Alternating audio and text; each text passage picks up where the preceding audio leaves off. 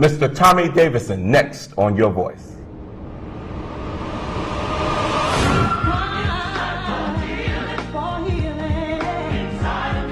What are your thoughts on minority faculty and students?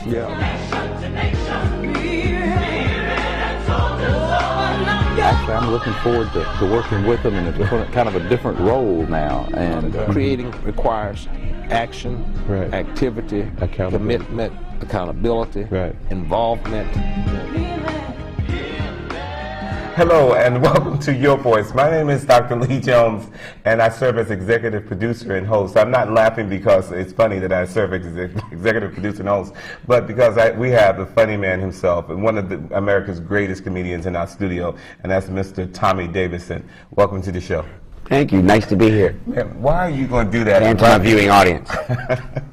Why are you going to do that right before we go on air? What I do, I just talked about the texture of the couch, and I didn't notice that the one thing that I did notice about you is that you're always color coordinated. But I didn't know you was going to take it as far as the couch.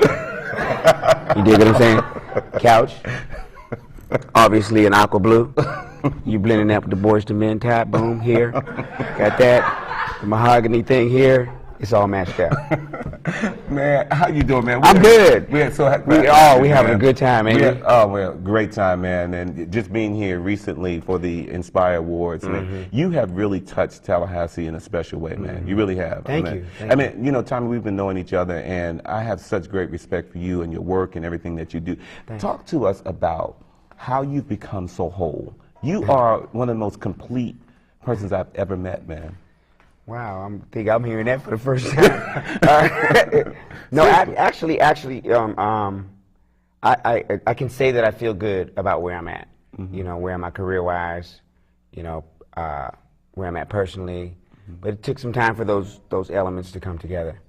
It's just a result of a lot of hard work, a lot of faith, and a lot of letting go. Mostly letting go. Right.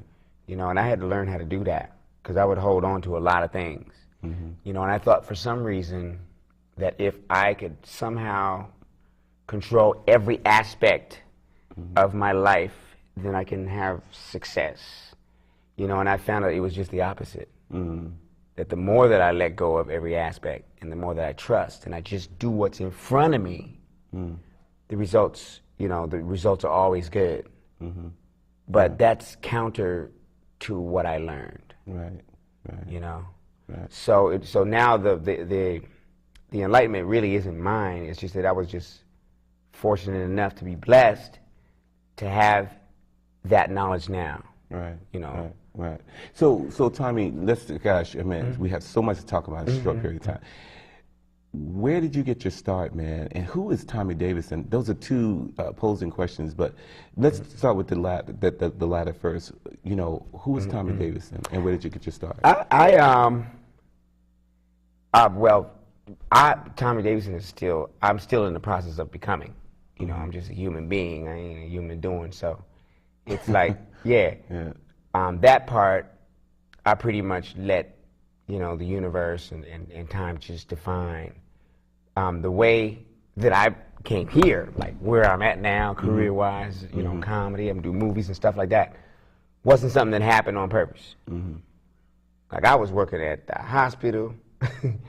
I worked in the kitchen at the hospital. I worked at a place like Home Depot.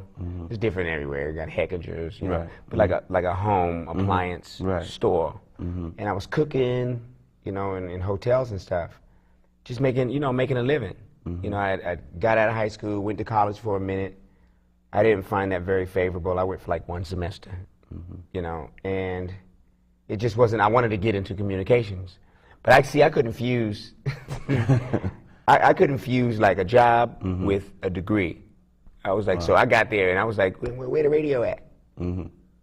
Well, like what? You know, I had like, you know, rock science. I was like, what this got to do with me being on the radio? Right. Like I never really understood, you know, long-term education that leads to. I wanted that instant gratification thing. Plus, I already had a job. Right. I actually had 2 jobs. I had 2 cars, an apartment, wall-to-wall carpet, a couch, and a cat. You know, so I was like, what am I doing here? Right. You know? Right. I was over at the, you know, everybody else was having lunch, and I was picking out, like, pots right, for my right. house. You know what I mean? Yeah, yeah. So it's like I wasn't really ready at that stage. Oh, you want to hear a story? Oh, this is gonna blow you away. But Tell us a story, Tommy. check this out. No, this is like mind blowing. Right. Now I'm thinking of it.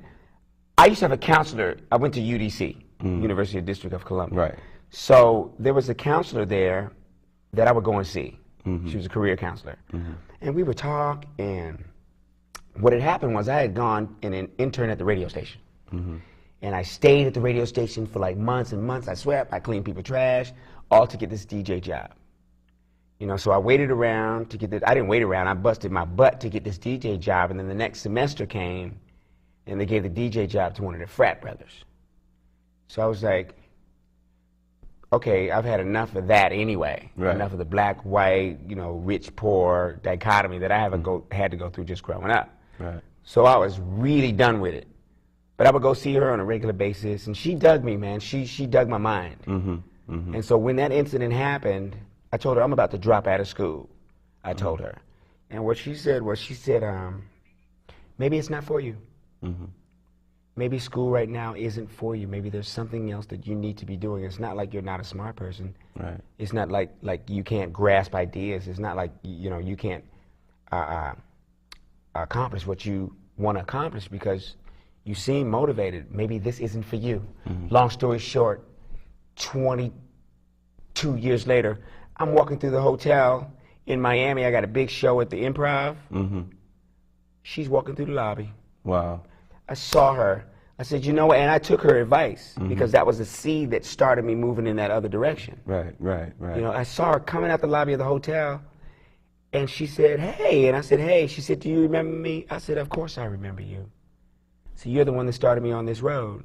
It's amazing how God works. Oh, yeah. Because you didn't discourage me. And I invited her to the show that weekend, her and her husband, and come to find out, she's a professor that works independently with children with learning disabilities. And she asked me to be a part of her program. So thusly, I'm a part of her whole world now, too. Wow. So it just came around. I forgot all about that. Yeah. Well, Tommy, one of the things that people really don't know about you is that you are a gifted singer. And I think I'm adding to this list of credentials. You're an orator. Did you know that? No, really. I mean, I think people know that you're smart, but you are an orator. You have a way of articulating a thought that really reaches the soul. And not everyone who stands in front of a podium can do that. And some people stand in front of a podium because their status allows them to do that. You stand in front of a podium because your status allows you to do it, and you are intellectually focused. Thank you. And tell us a little bit about your background in about 30 seconds. I was abandoned as an infant. I was adopted by a white family. I moved to Washington, D.C., which is all black city. So here I am in all black city with all white family. So comedy. That's